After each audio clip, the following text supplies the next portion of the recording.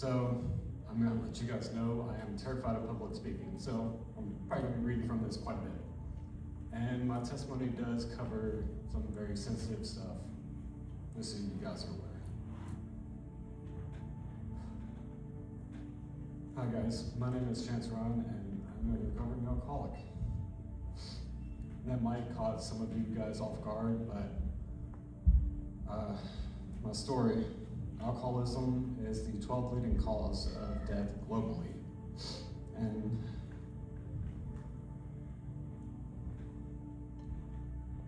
did you also know that 1 in 10 children who live with a parent with an alcoholic disorder are more likely to endure neglect, abuse, and develop emotional and behavioral problems? Children with an alcoholic parent are 4 times more likely to develop an alcoholic disorder. Unfortunately, that means I didn't stand a chance, by God. Also, there's a reason why my name is Chance. That one was from my wife. So, at the age of 5, my father passed away from lung cancer. And my mom raised us the best that she could. I'm the youngest out of all my brothers. And after my father passed, and one of my brothers committed suicide, it actually started her spiral into alcoholism. By 13, my mom had started dating a guy that lived up the street from me, and she would stay home 1 day a week. So from 13 till about 16, I was raising myself, which wasn't exactly easy. I got angry. I got very angry. I was angry at my mom, at my dad for passing. I got very angry at God, wondering how could a God who loves us let me raise myself at the age of 13? I felt completely abandoned. Eventually, I turned away from God, and I stopped believing altogether. I had a neighbor, he was a foster kid. He became my one and only friend at the time, but he introduced me to all the stuff a 13-year-old shouldn't know. I started smoking and drinking. Life had gotten really bad, and I actually planned to end my life at the age of 13. I planned on where I was going to do it, how I was going to do it. I planned it so that nobody would find me for days. The foster kid was supposed to be home for a home visit, but he actually come there that night as I was planning to commit suicide. And he saved me before I'd done it. We talked about it that night, and I survived. At the age of 16, I decided I was tired of being alone all the time. So I moved in with my best friend from middle school. Well, me and my 2 best friends.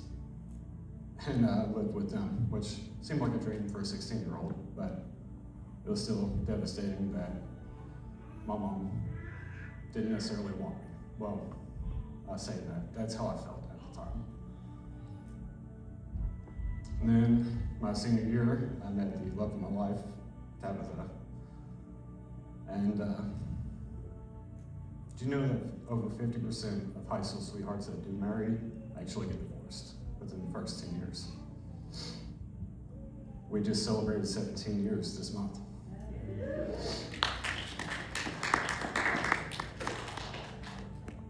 We have 6 beautiful children.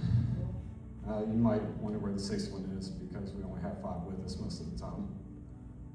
Our first son, he passed away at 3 months from sudden infant death syndrome. There's no calls, there's no way of saving them. They just go to sleep and never wake back up. And once again, I got angry and bitter. And I turned away from God again. I didn't want anything to do with him. My mom had actually stopped drinking around that time for my son. He was with her the night that he died, in her arms. She never stopped drinking again after that happened. She actually succumbed to cirrhosis of the liver and died because of the drinking.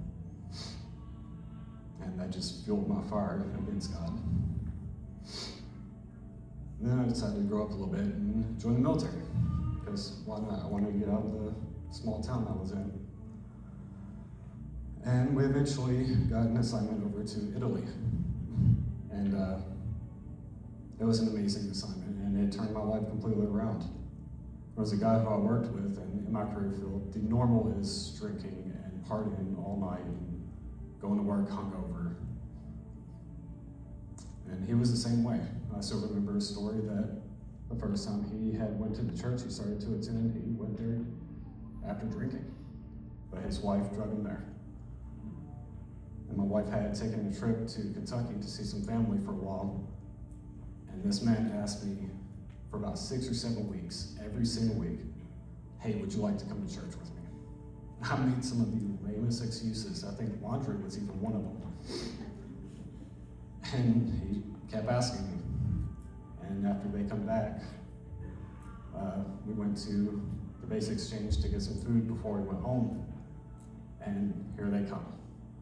And I still remember them asking, it was him and his wife, hey, would you like to come to church with us? And before I could even come up with another excuse, my wife said, yeah, of course we will. So I was like, okay, I'll just deal with it. I'll go this one time and then figure out some way to make an excuse for it again next time.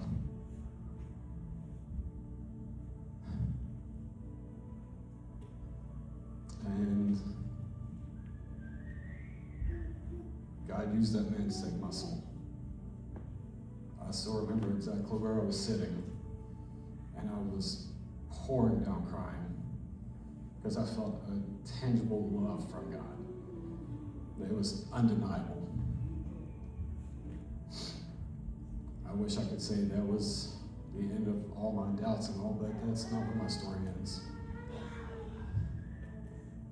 Years later, we found ourselves back in South Carolina on another assignment from the military. That's where we were before we come here, actually.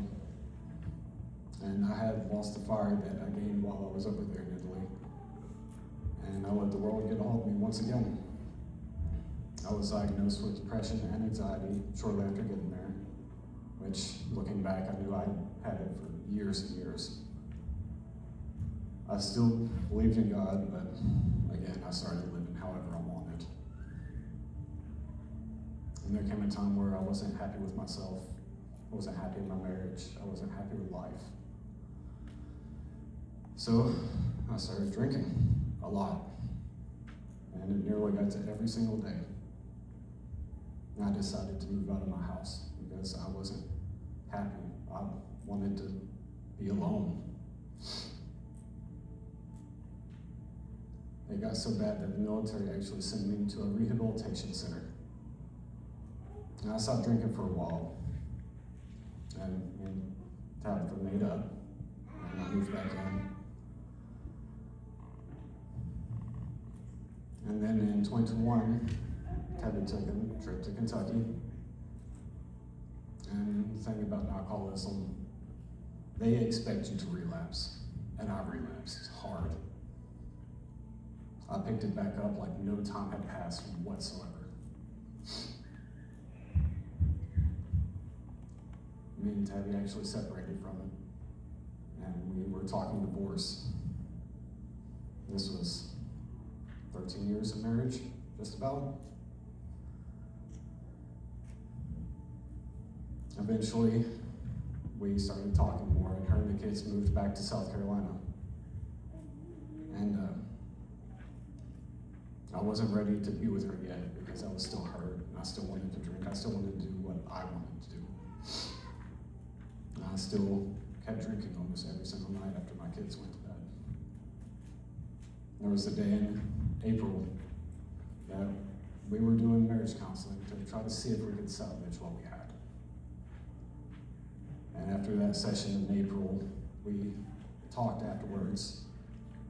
And I agreed to stop drinking to try to help us as a couple to see if we could make it. And God has removed that want of numbing and alcohol ever since. I am 3.5 years sober.